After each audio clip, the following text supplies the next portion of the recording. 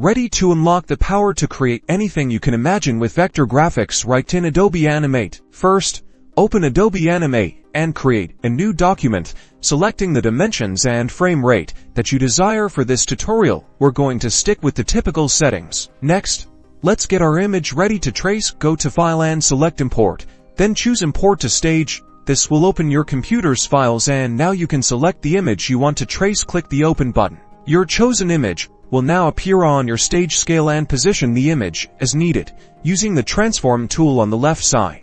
Now it's time to trace. In the Properties panel, under the Bitmap options, you'll see the Trace Bitmap option. Click on it.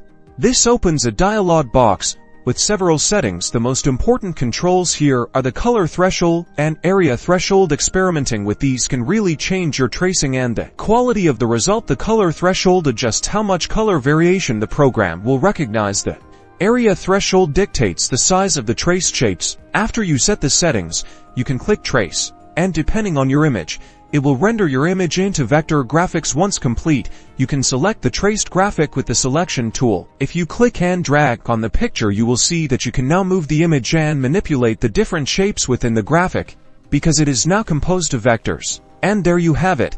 You now know how to trace an image into a vector graphic within Animate, allowing you to customize and animate your creations like never before. Have fun and start creating.